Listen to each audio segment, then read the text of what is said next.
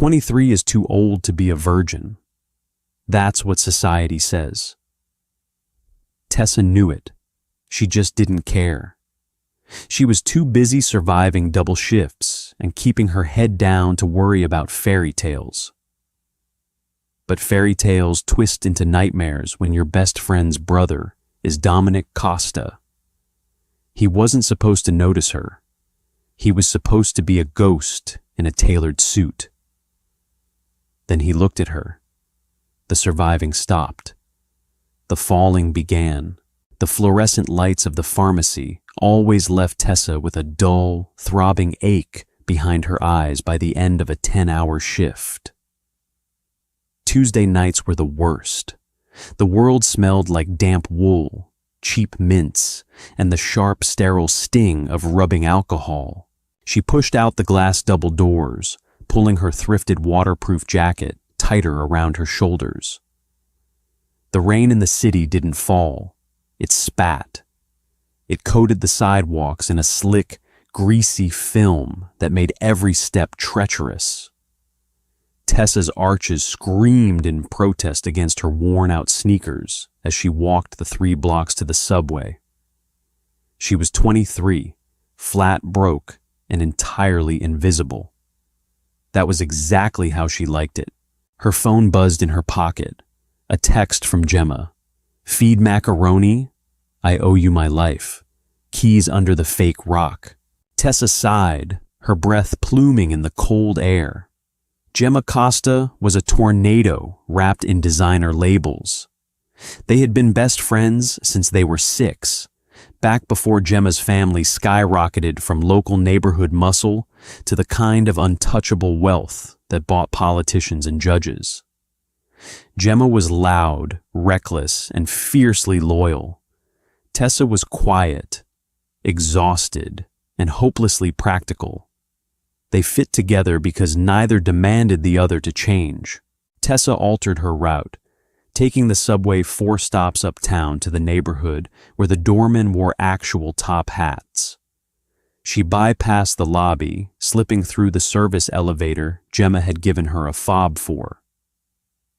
Gemma's apartment was on the 30th floor. It was a sprawling, sterile monument to new money.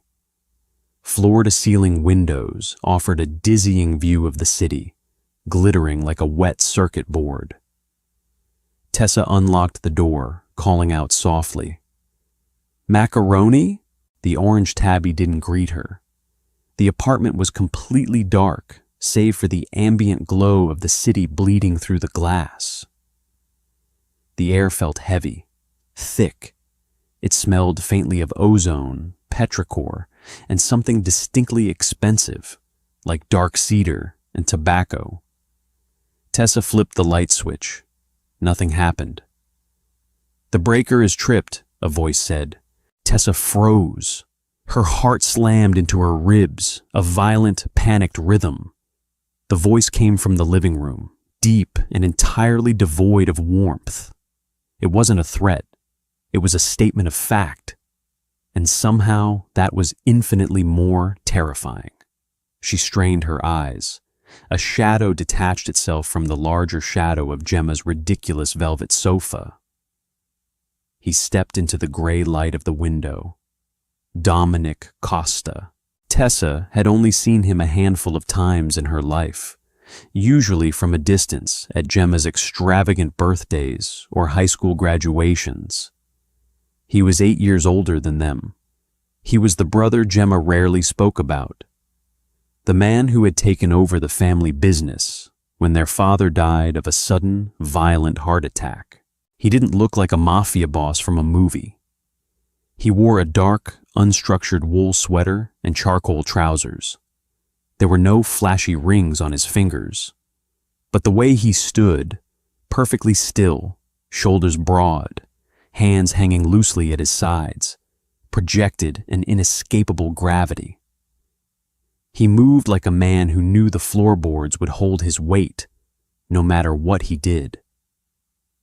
Dominic, Tessa breathed, her hand still hovering uselessly over the dead light switch. Tessa. He knew her name. The syllables sounded strange in his mouth, raspy and low. "Gemma isn't here," she said, trying to force her vocal cords to stop vibrating. She focused on the practical, the immediate. "She asked me to feed the cat." Dominic reached into his pocket and pulled out a silver lighter. He didn't light a cigarette. He just flipped the lid open with a sharp, metallic clink. "I know she isn't here. She hasn't been here for 2 days. I came to see if she was stupid enough to leave a trail." Tessa crossed her arms, her wet jacket rustling. The fear was still there, but it was slowly being eclipsed by a bone-deep exhaustion. "And? Did she?" Dominic stepped closer. The ambient light caught his face. He looked exhausted. There were heavy bruised shadows beneath his dark eyes, and a faint shadow of stubble along his jaw. His nose was slightly crooked, a brutal imperfection on an otherwise arresting face. "No," he said softly. "She didn't. Which means someone else cleaned it up." He paused, his gaze dropping to her hands, which were picking anxiously at a frayed cuticle. "When was the last time you spoke to her?" 3 hours ago. A text." Tessa held up her phone, unlocking it and tossing it onto the kitchen island between them. It skidded and stopped right at the edge. "She asked me to feed macaroni. That's it." Dominic didn't look at the phone. He looked at Tessa. His eyes were the color of wet asphalt, unreadable and entirely too observant. "You're shivering. It's raining. You work at the pharmacy on 4th and Elm." It wasn't a question. Tessa's stomach plummeted. "You have people watching me?" "I have people watching everyone connected to my sister," Dominic corrected smoothly, leaning against the marble counter. He picked up her phone, glancing at the screen, then slid it back across the marble towards her. "You live in a studio in Queens. You pay your rent on the 1st of the month. You don't date. You don't go out.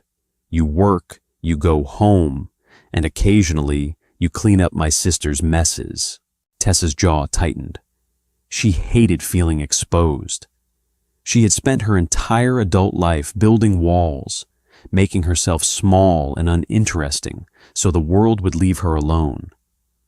Her mother had been a beautiful, tragic mess who let dangerous men ruin her life. Tessa had vowed early on to be the exact opposite. Her virginity, her isolation, her rigid routine. They weren't moral choices. They were armor. "I don't clean up her messes," Tessa said, her voice dropping a register, hardening. "I feed her cat. There's a difference. Now, if you're done reciting my biography, I'm going to open a can of tuna and go home." Silence stretched between them. The rain lashed against the thick glass of the high-rise. For a second, Tessa thought she had pushed too far. You didn't speak to a man like Dominic Costa like he was a telemarketer. But then, the corner of his mouth twitched. It wasn't quite a smile, but the heavy, suffocating tension in the room fractured just enough for her to breathe. "Go ahead, Tessa," he said quietly, stepping back into the shadows. "Feed the cat." The next afternoon, the sun refused to shine. The sky was the color of a bruised plum, hanging low and heavy over the city. Tessa was aggressively counting amoxicillin pills into a plastic tray when the bell above the pharmacy door jingled. She didn't look up immediately. "Be right with you," she muttered, using a plastic spatula to slide the pink capsules into a bottle. When she finally capped the bottle and looked up, the breath hitched in her throat. Dominic Costa was standing in the narrow aisle between the greeting cards and the compression socks.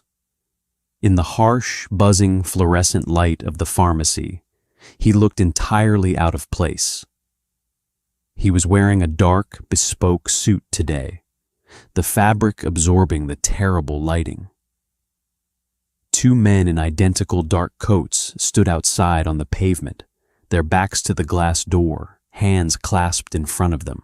The lone customer in the store, an elderly woman buying laxatives, took one look at Dominic, dropped her basket, and hurried out the door. Tessa stared at him. "You're scaring off my customers." "She looked like she remembered somewhere she needed to be," Dominic said. He walked up to the counter. Up close, the sheer size of him was overwhelming. He didn't just take up physical space, he commanded the air around him. "Your shift ended 10 minutes ago. I was finishing a prescription."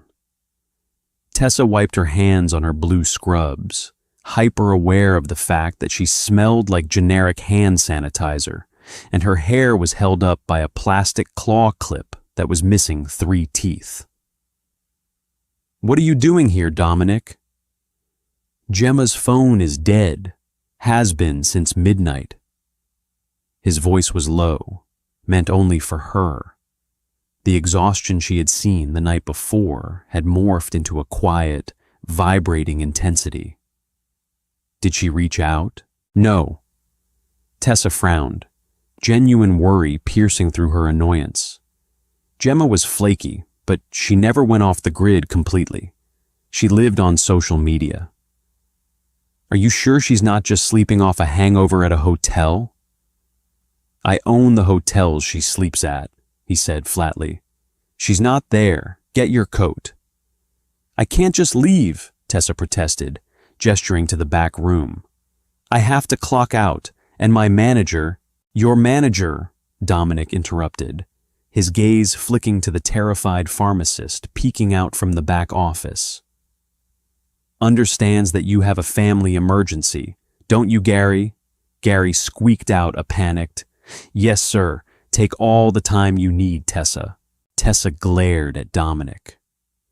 She hated the display of power. She hated how easily the world bent its knees for him. But more than that, she hated the knot of genuine terror forming in her gut about her best friend. Without another word, she grabbed her damp jacket from the hook, grabbed her bag, and walked around the counter. Dominic pushed the glass door open for her. Outside, a sleek, black SUV idled at the curb. One of the men outside opened the back door. Tessa hesitated. Getting into a car with a cartel boss was exactly the kind of thing her mother would have done. It was the first step on a road that ended in a shallow grave or a shattered life. Dominic paused, seeing her hesitation. He didn't push her. He didn't command her. He simply looked at her, his dark eyes stripping away the layers of her defensive cynicism. "I won't let anything happen to you," he said. The promise wasn't theatrical. It was a heavy, ironclad vow. "But I need you. If she runs, she'll run to you." Tessa swallowed hard, her throat clicking. She stepped into the car. The interior smelled of expensive leather and mint. The heavy thud of the door closing sealed them in a quiet, soundproof bubble, drowning out the city noise. Dominic sat beside her, leaving a respectable distance between them, but the heat radiating from his body was undeniable. The SUV merged smoothly into the slick traffic. "Why do you put up with her?" Dominic asked suddenly, his voice cutting through the thick silence. He was staring out the tinted window, watching the blur of brake lights. Tessa looked down at her hands, picking at her thumbnail. "Because when my mom died, I was 17. I had no money, no dad, and the state was going to put me in a group home. Gemma hid me in her pool house for 3 months and brought me food until I turned 18 and could sign my own lease. She kept me out of the system." Dominic slowly turned his head to look at her. The sharp angles of his face softened, just a fraction. He understood the currency of loyalty. In his world, debts were written in blood. You don't forget a debt. No, Tessa said quietly. I don't. You're a good friend, Tessa. I'm a tired friend. She leaned her head back against the leather headrest, closing her eyes for a brief second. What kind of trouble is she in, Dominic? Don't lie to me. She owes a substantial amount of money to a man who does not respect my family's territory, Dominic answered, his tone going clinical. It's a provocation. They are using her stupidity to test my patience. Tessa opened her eyes and looked at him. Are you going to kill them? Dominic didn't blink. If they have touched a single hair on her head, I will burn their entire world to the ground. The utter lack of emotion in his voice sent a shiver down Tessa's spine. It was a terrifying, violent reality. Yet, looking at the sharp set of his jaw and the fierce, protective loyalty burning beneath his cold exterior, Tessa felt an entirely inappropriate flutter in her chest. She had spent her whole life avoiding dangerous men, only to realize that the most dangerous man in the city was the only one who made her feel entirely safe. Her phone chimed in her lap. The sharp ping shattered the heavy atmosphere. Tessa grabbed it. An unknown number. One text. Tess. It's G Motel 6 on I-95. Room 112. Bring cash. Don't tell Dom. She stared at the screen, her heart hammering. Slowly, she turned the phone and showed the screen to the man sitting beside her. Dominic's eyes scanned the text, a muscle feathered in his jaw. He tapped the glass partition separating them from the driver. Change of plans, Dominic ordered, his voice suddenly hard as flint. We're going to the highway. The motel was a rotting, neon-lit stain on the edge of the interstate. The rain had picked up, turning the parking lot into a murky swamp of oil slicks and overflowing gutters. Stay in the car, Dominic ordered, opening his door. No.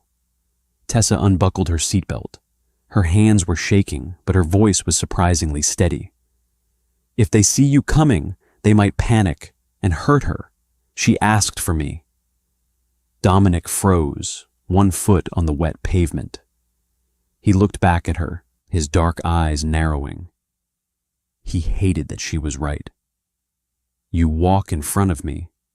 You do not speak. If anything goes wrong, you drop to the floor. Do you understand me? Yes. They walked through the freezing rain toward room 112. The two guards flanked them, silent and lethal. Tessa's sneakers squelched on the concrete. She felt like she was walking to an execution. She knocked on the peeling green door. Gemma? It's Tessa. A moment later, the door cracked open. Gemma's tear-streaked face appeared in the gap. She looked terrible. Her designer makeup smeared, her expensive silk blouse ripped at the collar. Tess, did you bring... Gemma's eyes darted over Tessa's shoulder and landed on Dominic. All the color drained from her face. Before Gemma could slam the door, Dominic's hand shot out, hitting the wood with a violent crack that splintered the frame. He pushed the door wide open, stepping into the dingy room. Tessa stumbled in behind him, gasping. There were two men in the room. One was sitting on the stained bed, counting a stack of bills. The other was standing near the bathroom. They both reached for their waistbands the second the door burst open. They never made it. Dominic moved with a terrifying liquid speed. He crossed the room in 2 strides, grabbing the man by the bathroom by his throat and slamming him against the drywall with enough force to crack the plaster. The second man lunged, but Dominic's guards were already inside, dragging him to the floor with brutal efficiency. It was over in 5 seconds. Tessa stood frozen near the door, her breath caught in her throat. She watched as Dominic, his face an impassive mask of stone, tightened his grip on the choking man's neck. The man's legs kicked frantically against the wall. "Dominic!" Gemma sobbed from the corner, curling into a ball. Dominic didn't look at his sister. He stared dead into the eyes of the man he was holding off the floor. "If you ever breathe in my sister's direction again, I will peel the skin from your bones. Nod if you understand." The man, face turning a mottled purple, managed a frantic, jerky nod. Dominic dropped him. The man collapsed, coughing violently. Dominic adjusted the cuffs of his suit jacket, not a hair out of place. He turned to his men. "Clean this up. Put her in the car." He didn't look at Gemma as she was ushered out. He walked back to Tessa, who was trembling so violently her teeth were chattering. "Look at me," Dominic said, his voice instantly dropping the brutal edge. It was soft, a quiet command. Tessa forced her eyes up. "Are you hurt?" he asked. She shook her head. She couldn't speak. The adrenaline was crashing, leaving a cold, hollow panic in its wake. She had just seen the monster beneath the suit. She had seen the violence he was capable of. Dominic saw the fear in her eyes.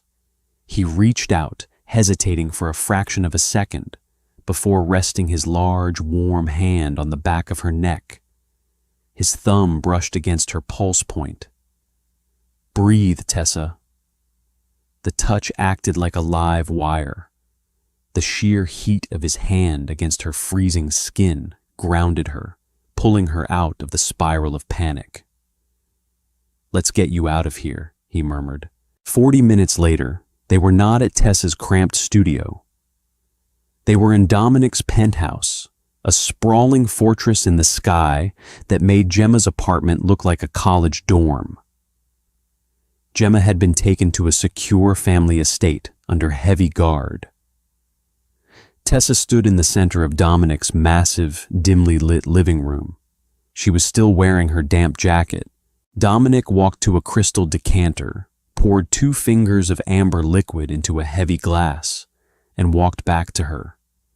He pressed the glass into her hand. "Drink," he instructed. Tessa brought the glass to her lips and took a swallow.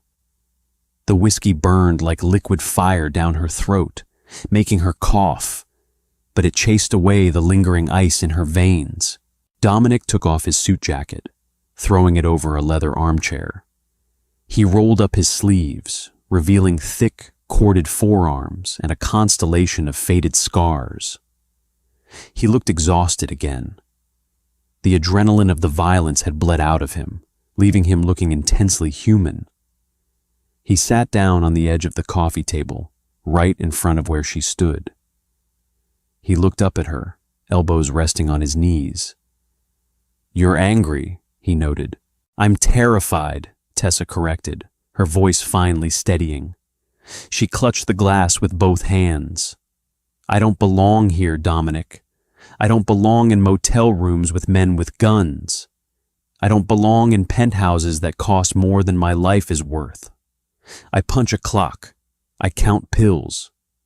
You belong wherever you decide to belong," he said softly. "No." Tessa shook her head, tears of pure frustration pricking her eyes. "You don't get it. My whole life I've kept my head down. I built walls so high nobody could get over them. I've never let anyone in. I've never—" She stopped, her cheeks flushing hot. The cynical armor was cracking, falling away piece by piece. Dominic tilted his head, his dark eyes locking onto hers. He didn't push, but the silence demanded the truth. "I don't know how to do this," Tessa whispered, the confession tearing out of her. "Any of it. I'm 23 years old, and I've never even let a man see me naked. I've never been touched, because touch means attachment, and attachment means ruin.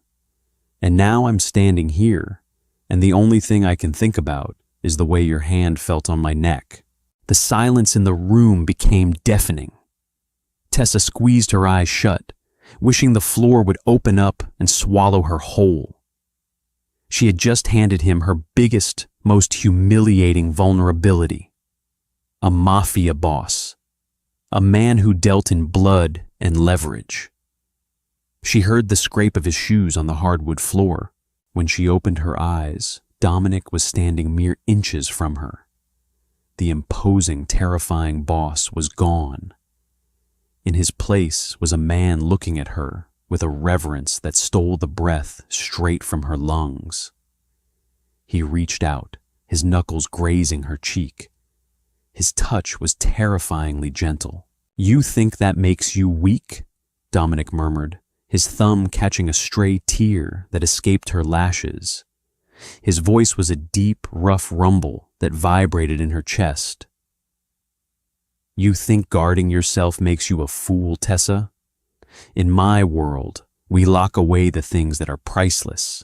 Tessa shuddered, a full-body tremor, as he stepped closer, obliterating the space between them.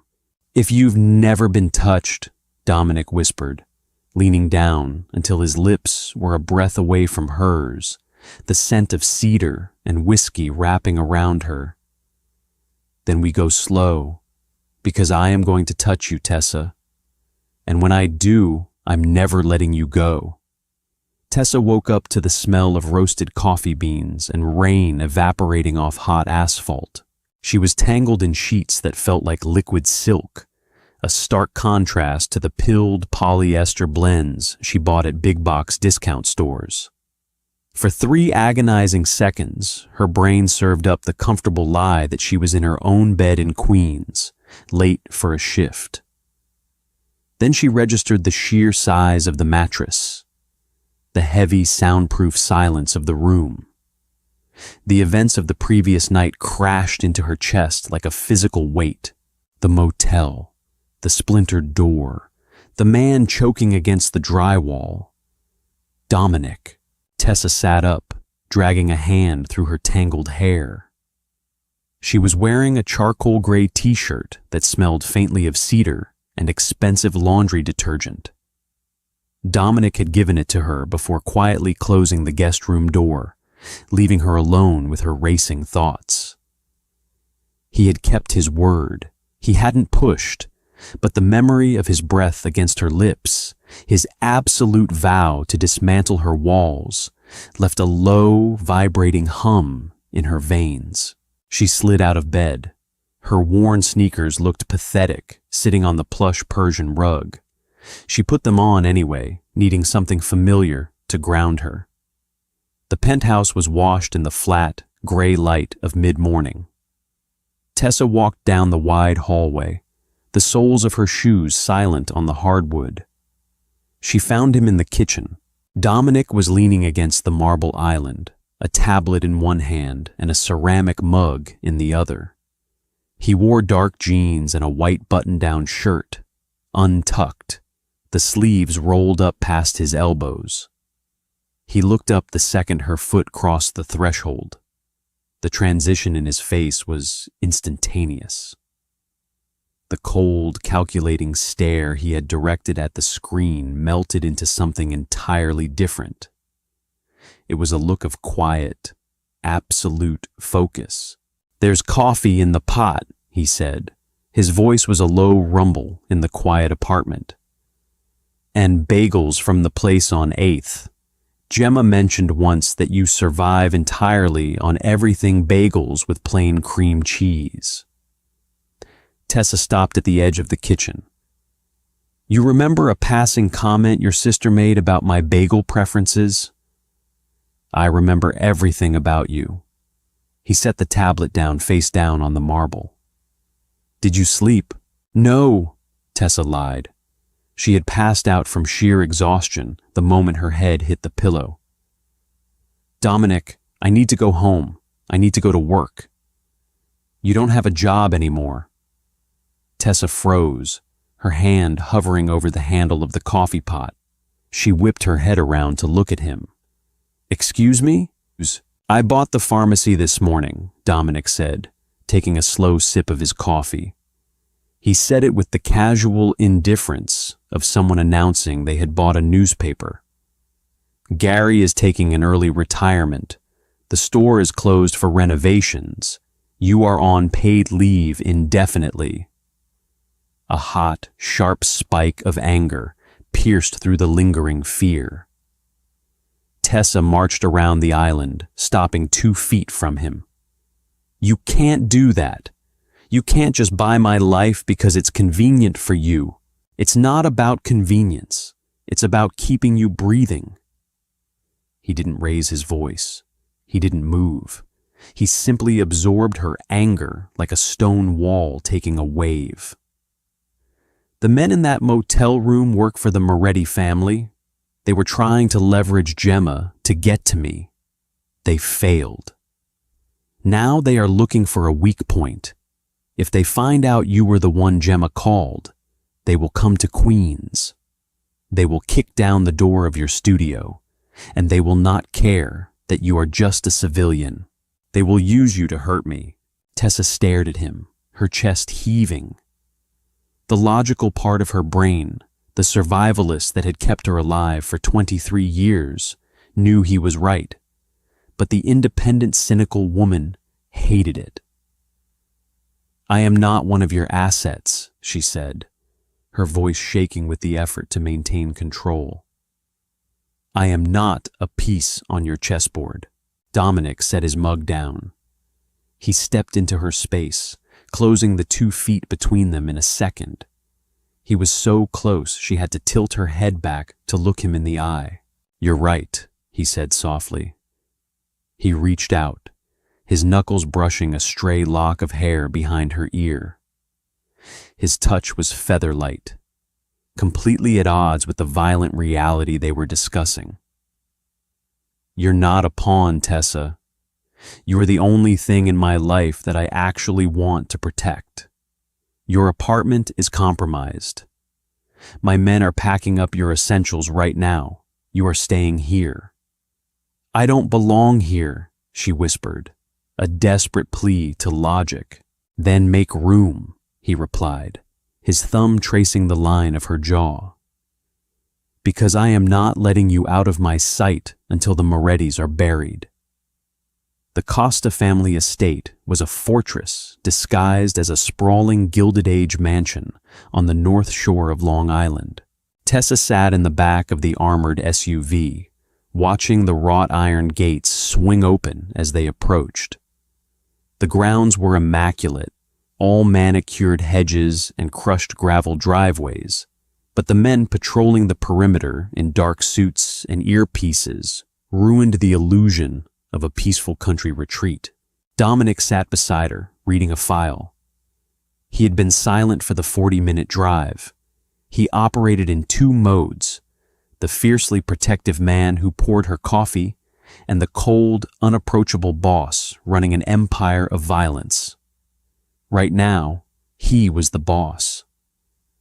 The SUV stopped at the front steps. A man opened the door before the engine even cut completely. Gemma is in the sunroom, boss, the man said, nodding to Dominic. Dominic didn't acknowledge the greeting. He looked at Tessa. 20 minutes, then we leave. Wyatt will stay by the door.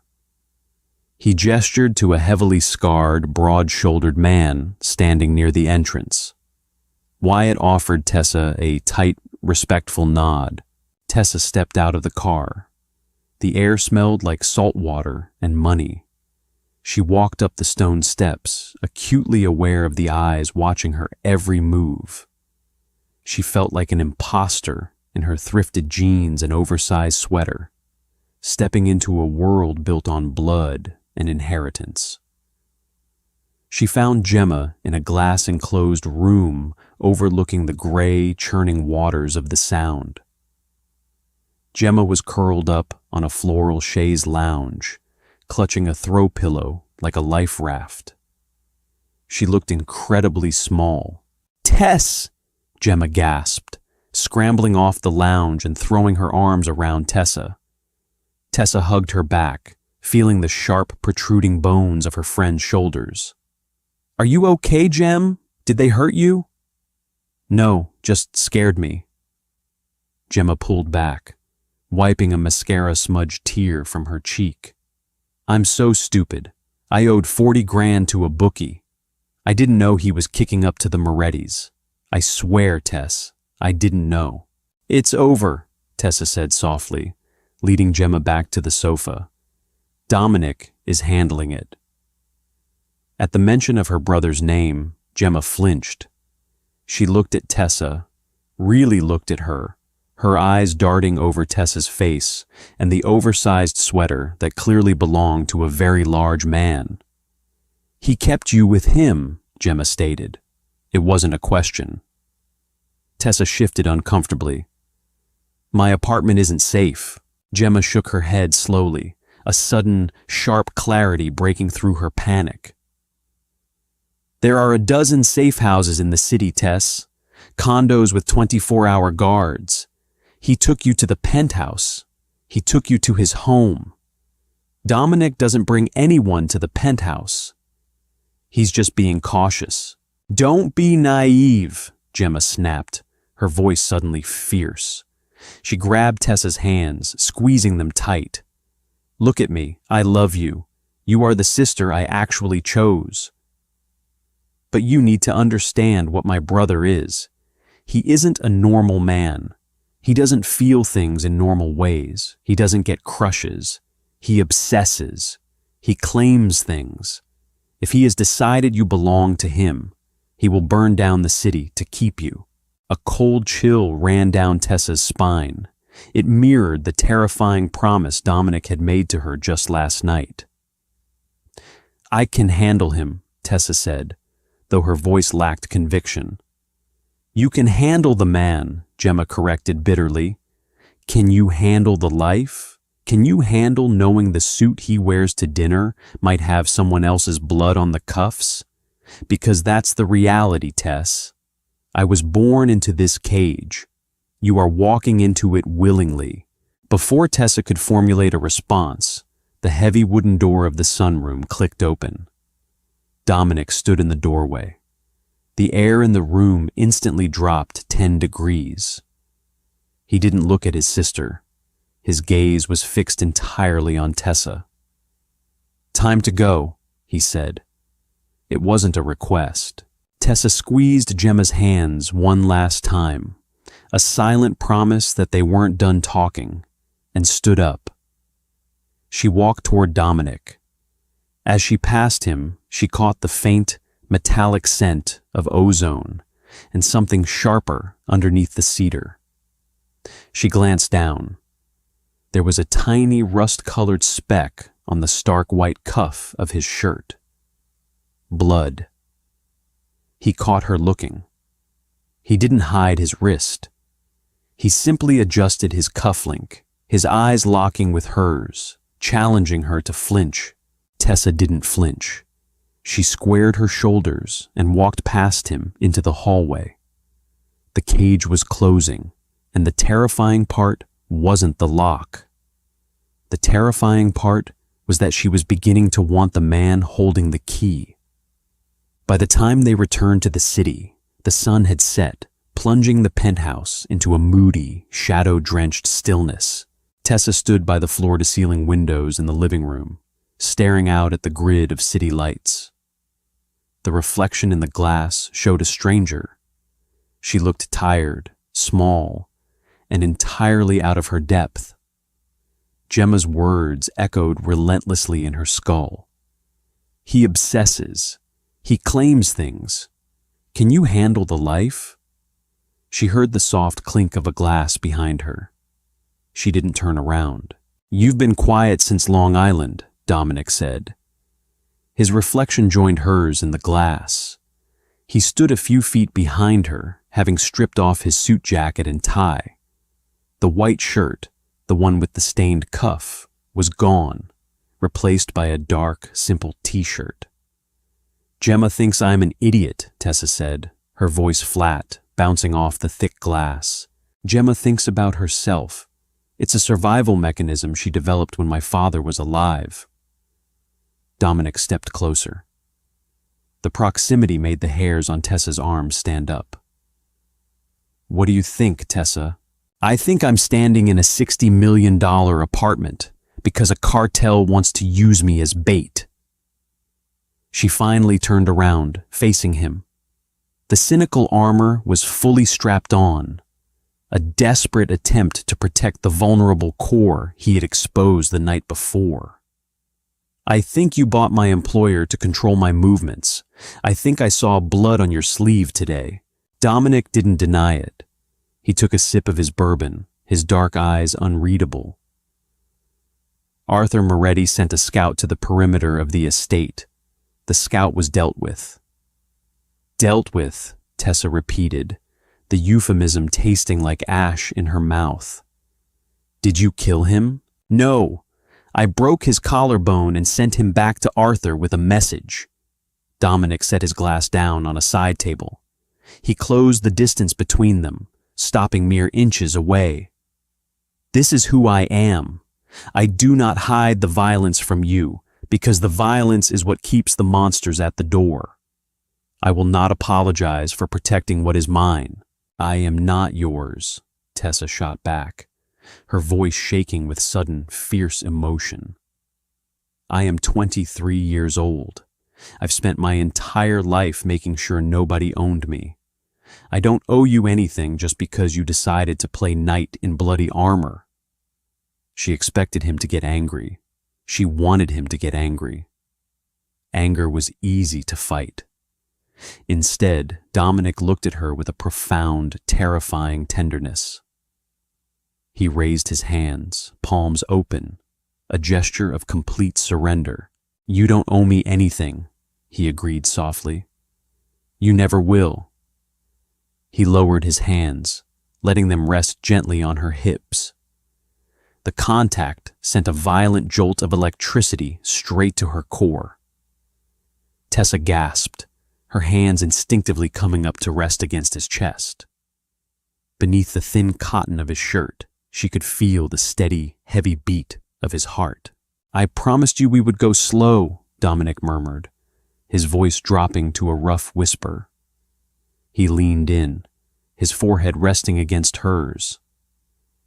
But you need to understand, Tessa, the walls you built kept the wrong men out. They won't keep me out, because I don't want to break them down. I want to stand guard outside them, so you never have to be afraid again. Tessa closed her eyes, a ragged breath tearing through her lungs. The fight drained out of her, replaced by a heavy, aching vulnerability. She was so tired of fighting. She was so tired of being alone. I don't know how to do this, she confessed again. The same terrified admission from the night before. But this time, it felt heavier, more real. I don't know the rules. There are no rules, Dominic said. He slid one hand from her hip, tangling his fingers in the hair at the nape of her neck. He tilted her head up. You dictate the pace. You tell me to stop, I stop. You tell me to walk away, I will tear my own heart out and leave it at your feet, but I will walk away. He was giving her all the power. The dangerous, lethal boss of the Costa family was laying his entire hand on the table, offering her the one thing she prized above all else: control. Tessa opened her eyes. She looked at the brutal, beautiful lines of his face. She thought about her mother, ruined by weak men who took and took. Dominic wasn't taking. He was offering. She made her choice. Slowly, deliberately, Tessa slid her hands up his chest, wrapping her arms around his neck. She didn't look away. Don't walk away. A low groan vibrated in Dominic's chest, a sound of absolute reverence and suppressed hunger. He didn't hesitate anymore. He closed the remaining fraction of an inch between them, capturing her lips with his.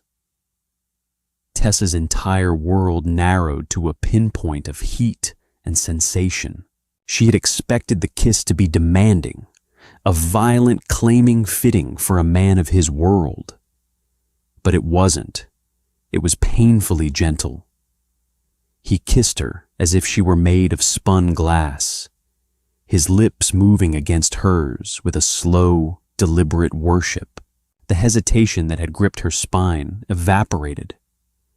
Tessa melted against him, her mouth parting, inviting him in. The taste of bourbon and mint flooded her senses. The sheer size of him, the hard muscles beneath her hands, should have terrified her. Instead, it felt like dropping anchor in the middle of a hurricane. Dominic's hands tightened on her waist, pulling her flush against him. He deepened the kiss, a slow escalation of heat that sent a flush rising across her chest. Tessa's fingers dug into the hair at the back of his head, a soft, involuntary sigh escaping her lips. He broke the kiss slowly, resting his forehead against hers. They were both breathing heavily, the silence of the penthouse amplifying the sound of their ragged breaths. "You're shaking," Dominic whispered, his thumb brushing across her flushed cheek. "I'm not scared," Tessa replied immediately, and realized with a shock that it was the absolute truth. "I know," he said, pressing a soft kiss to her temple. He wrapped his arms around her, holding her tightly against his chest, tucking her head under his chin. "I know, mia vita." Tessa closed her eyes, resting her cheek against his chest, listening to the steady thud of his heart. She had let the monster in. She had lowered the drawbridge and invited the darkness inside. But as his arms held her tight against the terrifying reality of his world, Tessa realized the most dangerous thing wasn't the Moretti family or the blood on his cuff. The most dangerous thing was that she was falling completely, hopelessly in love with him. And in a world built on leverage, a heart was the easiest thing to break. The penthouse became a beautiful, terrifying purgatory.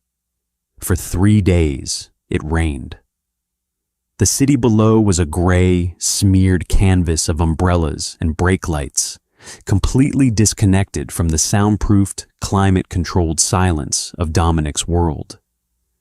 Tessa adapted, because adapting was what she did best. She learned the rhythms of a war fought from a distance.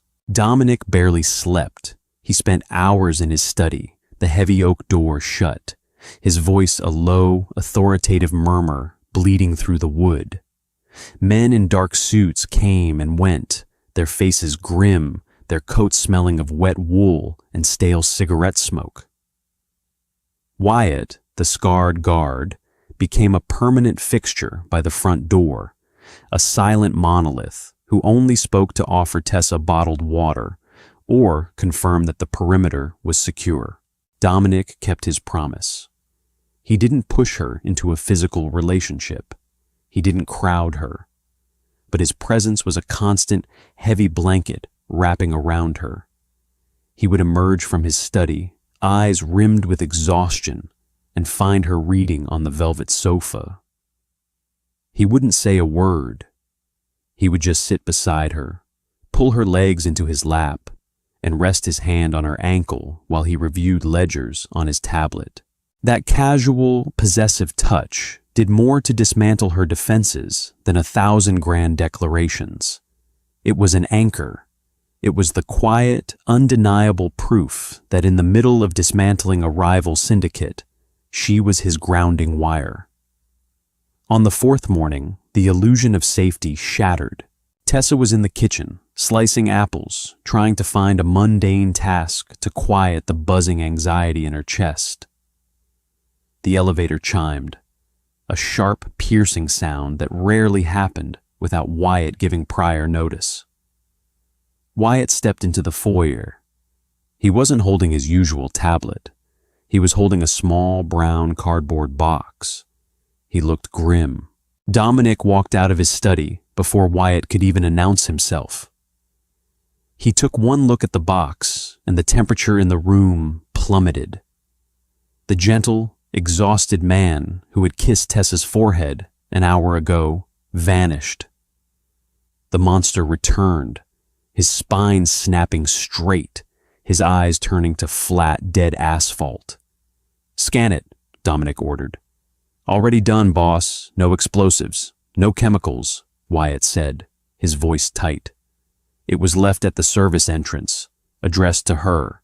Tessa froze, the paring knife slipping from her fingers and clattering against the marble counter. She wiped her hands on her jeans, her heart kicking into a frantic rhythm. "Me?" Dominic stepped between her and the box. "Open it, Wyatt." Wyatt pulled a tactical knife from his belt, sliced the packing tape, and flipped the cardboard flaps open. He looked inside, his jaw tightening, before tilting the box so Dominic could see. Dominic didn't flinch, but a muscle feathered violently along his jawline. He reached into the box and pulled out a small plastic rectangle. He turned around and placed it on the marble island in front of Tessa. It was her blue plastic name tag from the pharmacy. Tessa, lead technician. The white lettering was smeared with a dark, rust-colored substance. Dried blood. Tessa stared at it. The air in her lungs turned to ice. "Gary," she whispered, the name tearing out of her throat. The sweet, terrified pharmacist who had let her leave early. The man who brought donuts on Fridays. "Wyatt, call the precinct," Dominic snapped, his voice entirely devoid of emotion. "Find out what happened at the pharmacy on 4th and Elm last night." Wyatt nodded and stepped away, pressing an earpiece deep into his ear. Tessa gripped the edge of the marble counter, her knuckles turning white. The room began to spin. "They hurt him, because of me, because I work there." "Look at me," Dominic commanded. He grabbed her shoulders, his grip firm enough to ground her, pulling her out of the spiraling panic. "Do not take this on. This is Arthur Moretti. This is his methodology. He hits civilians to force a mistake." "Is he dead, Dominic?" Tessa demanded, her voice cracking. Tears of pure, hot guilt pricked her eyes. "Tell me the truth." Wyatt stepped back into the kitchen. "Boss, arson. The pharmacy burned to the ground at 3 a.m. Gary was inside doing inventory. He's in the ICU at Mount Sinai. Smoke inhalation and blunt force trauma. He's critical." A sob ripped from Tessa's throat. She clamped a hand over her mouth, stumbling backward. The walls of the penthouse felt like they were closing in. Her armor, her careful, calculated life of invisibility, had protected her, but it hadn't protected the people around her. "I have to go to the hospital," she choked out, turning blindly toward the hallway. "No." Dominic caught her arm, spinning her back around. "That is exactly what Arthur wants. He expects you to break cover. He expects you to show up at that hospital so his men can grab you and put a gun to your head. You are not leaving this building." "I can't just sit here," Tessa screamed, shoving at his chest. The raw, cynical fight in her exploded to the surface. "He's dying because of me, because your sister couldn't pay her debts, and you dragged me into this." Dominic took the shove. He didn't move an inch. He let her hit him again, her fists pounding uselessly against his solid chest, until her anger broke into violent, shaking sobs. He wrapped his arms around her, crushing her against him, burying his face in her hair. "I know," he whispered fiercely, his voice a dark, jagged vow. "I know, Tessa, but I am not losing you." He held her until the shaking stopped, until the tears dried into a hollow, aching numbness. Then he pulled back just enough to look her in the eye. "Wyatt is going to lock down this floor," Dominic said, his tone shifting into pure, lethal command. "Nobody comes in, nobody goes out. I am taking 50 men, and I am going to find Arthur Moretti. I am going to cut the head off this snake tonight." Tessa looked at his face. She saw the absolute, terrifying violence brewing behind his eyes. She didn't ask him to show mercy. She didn't ask him to spare them. The world had just shown her its teeth, and for the first time in her life, she wanted the monster to bite back. "Kill him," Tessa whispered, her voice cold and dead. Dominic's eyes widened slightly at the darkness in her tone. Then a dark, devastating pride flashed across his face. He kissed her, hard, desperate, a bruising clash of teeth and breath that tasted of salt and promises. "I will be back before dawn," he swore against her lips. He let go of her, grabbed his coat from Wyatt, and walked out the door. The heavy deadbolts clicked shut behind him, sealing Tessa in the vault. Midnight came and went. The penthouse was suffocatingly quiet. Tessa paced the length of the living room, her bare feet making no sound on the rugs. The adrenaline of the morning had faded into a cold, nauseating dread. Every shadow looked like a threat. Every creak of the building settling sounded like a gunshot. Wyatt stood by the heavy front doors, an assault rifle resting casually across his chest. He hadn't moved in 4 hours. At 1:14 a.m., the lights flickered. Tessa stopped pacing. She looked up at the crystal chandelier. It dimmed, surged brightly, and then died completely. The hum of the climate control faded into silence. The entire penthouse plunged into absolute darkness. "Wyatt," Tessa called out, her voice trembling. "Get down," Wyatt barked. The sound of a heavy safety clicking off echoed in the dark. "Behind the sofa, now." Tessa didn't ask questions. She dropped to her hands and knees, scrambling behind the massive velvet couch, making herself as small as possible. Her heart hammered against her ribs like a trapped bird. The heavy thud of boots sounded in the hallway outside the penthouse. Someone was out there. A deafening boom shook the floorboards. The heavy oak double doors, reinforced with steel, shuddered violently. They were blowing the hinges. "Tessa, cover your ears!" Wyatt yelled. Another explosion ripped through the air, showering the dark foyer in splinters and dust. The doors caved inward. Flashlights cut through the smoke, blindingly bright. Wyatt opened fire. The deafening roar of the assault rifle in the enclosed space was agonizing. Tessa pressed her hands over her ears, squeezing her eyes shut, screaming into her knees. The smell of sulfur, pulverized drywall, and copper instantly choked the air. Return fire shredded the living room. Glass shattered.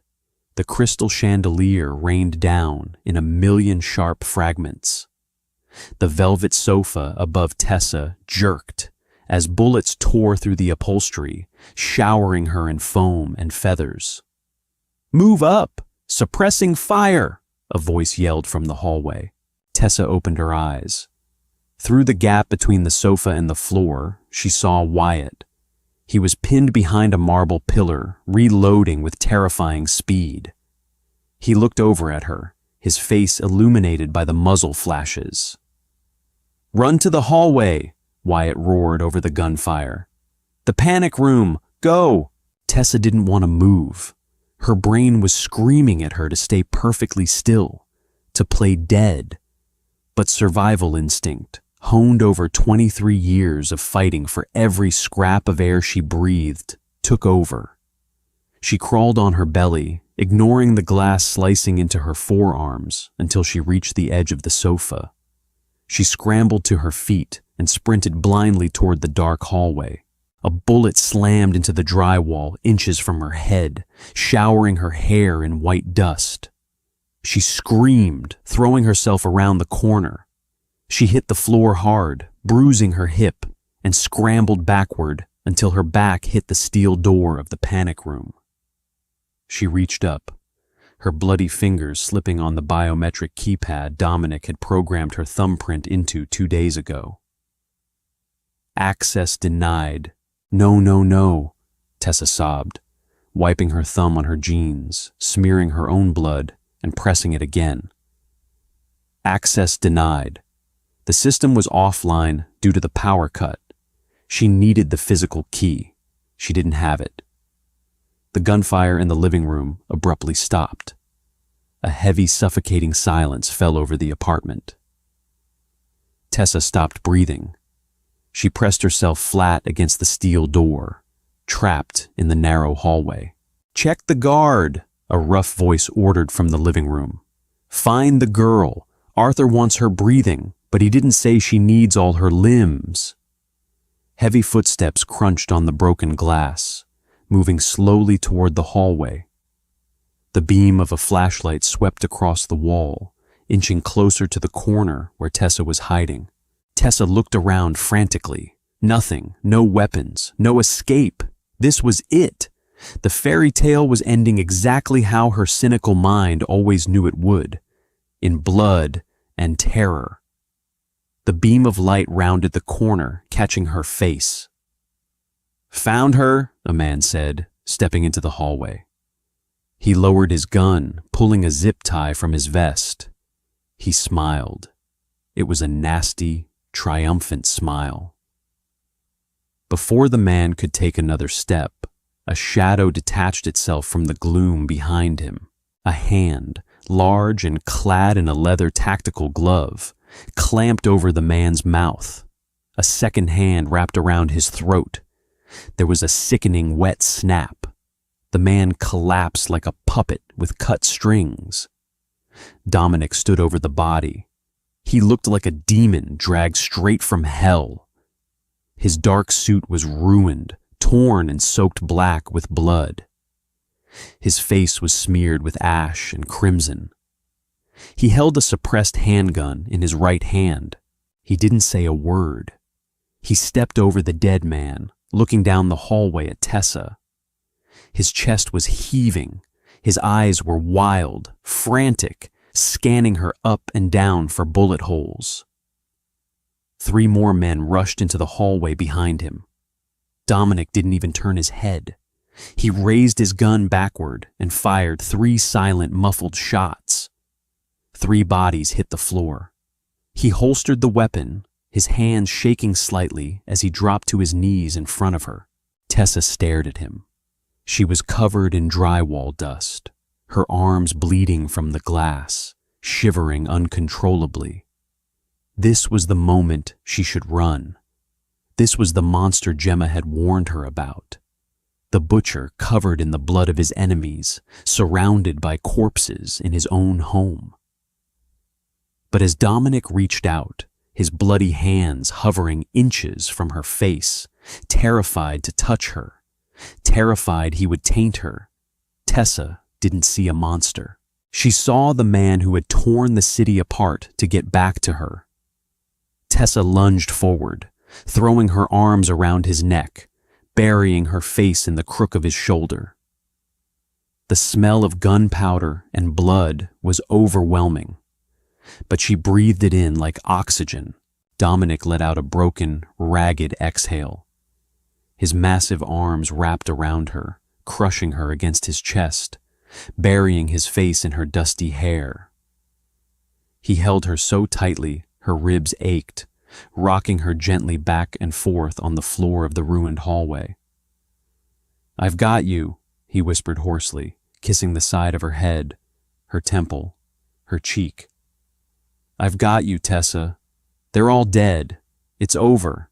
The safe house was a fortified concrete bunker beneath a nondescript warehouse in Brooklyn. It lacked the floor-to-ceiling windows and marble counters of the penthouse. But right now, the thick steel walls were the most beautiful thing Tessa had ever seen. The adrenaline had finally bled out, leaving a bone-deep, trembling exhaustion in its wake. Wyatt was in the medical bay, getting a bullet grazed stitched on his shoulder. Dominic and Tessa were alone in the master quarters. The room was sparsely furnished, a heavy oak bed, a small bathroom, and a stark fluorescent light hanging from the ceiling. Dominic stood by the edge of the bed. He was stripping off his ruined clothes. He moved stiffly, wincing as he pulled his bloody suit jacket down his arms. Tessa sat on the mattress, a damp towel in her hands. She watched him. The cynical girl who averted her eyes from the world was gone. She stared openly at the map of violence etched into his skin. Old scars crisscrossed his ribs and back. New bruises were already blooming purple and black along his left side. He pulled the ruined dress shirt over his head, dropping it onto the concrete floor. He stood before her, entirely bare-chested, vulnerable, and brutalized. "Gary is going to live," Dominic said quietly, not looking at her. He stared at his own bloody hands. "Arthur Moretti is dead. His lieutenants are dead. The remaining crew is fleeing the city. No one will ever look at you, or Gemma, or anyone you care about again." Tessa stood up. She walked over to him, the damp towel gripped in her hands. "You're hurt," she noted, her voice steady. "I've been worse," he replied, finally meeting her gaze. His eyes were shadowed with doubt. He had shown her the absolute worst of his world tonight. He was waiting for the revulsion. He was waiting for her to ask to leave. Tessa didn't ask to leave. She reached up and pressed the warm, damp towel to a smear of dried blood on his cheekbone. She wiped it away with slow, deliberate care. Dominic's breath hitched. He closed his eyes, leaning into her touch like a starving man finding bread. She cleaned his face, the strong column of his neck, the broad expanse of his chest. She wiped away the ash, the sweat, and the blood of other men. With every stroke of the towel, the invisible wall between them crumbled a little more, until there was nothing left but skin and truth. "You told me to dictate the pace," Tessa whispered, tracing the edge of an old scar over his collarbone with her bare thumb. Dominic opened his eyes. They were dark, entirely focused on her. "I did. I'm tired of waiting," she said, dropping the towel to the floor. "I'm tired of being afraid." Dominic's hands came up, resting lightly on her waist. He didn't rush. He looked at her with that same terrifying reverence he had shown her in the penthouse. But now it was forged in fire. "Are you sure, Tessa? Once I cross this line, there is no going back. You belong to me, and I belong to you. Forever." "I crossed the line the moment you stepped out of the shadows in Gemma's apartment," she admitted, her voice thick with emotion. Dominic didn't need anything else. He leaned down and kissed her. It wasn't the gentle, hesitant kiss of a man trying not to scare her. It was a claiming. It was deep, desperate, and devastatingly thorough. Tessa opened her mouth to him, tangling her hands in his dark hair, pulling him closer. He lifted her off her feet with effortless strength, carrying her the 2 steps to the bed. He laid her down gently on the heavy quilt, following her down, caging her beneath his body. He undressed her with slow, agonizing care. He treated her thrift store clothes like they were spun from gold, tossing them aside until there was nothing between them but the cool air of the bunker. Tessa shivered, her cheeks flushing hot under his intense, heavy gaze. "You are so beautiful," he murmured, his voice a rough scrape against the silence. He kept his promise. He went incredibly slow. Every touch was an exploration, every kiss a reassurance. He mapped the contours of her body with his mouth and his hands, tearing down the last of her cynical armor, making her feel things she had spent 23 years convincing herself she didn't need. When the pain came, it was a brief, sharp pinch, eclipsed entirely by the overwhelming fullness of him. Dominic stopped immediately, his jaw clenched tight, a bead of sweat tracing down his temple as he held himself perfectly still above her. "Tessa," he breathed, waiting. She looked up at the brutal, beautiful face of the man who had burned an empire to the ground to keep her safe. She wrapped her arms tightly around his broad back, pulling him down against her chest.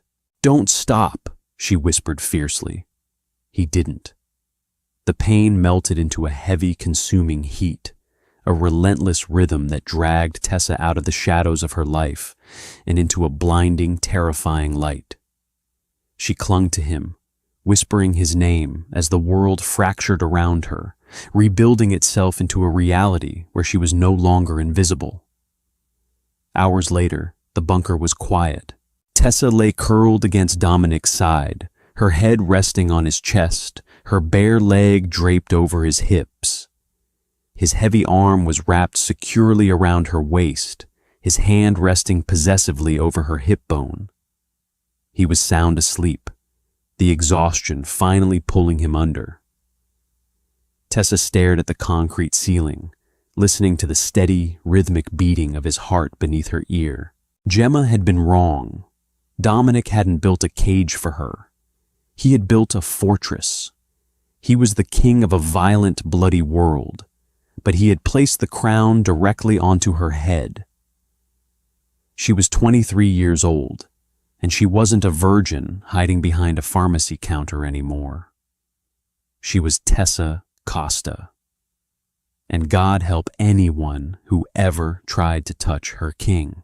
Thank you so much for joining us on this dark, thrilling journey with Tessa and Dominic.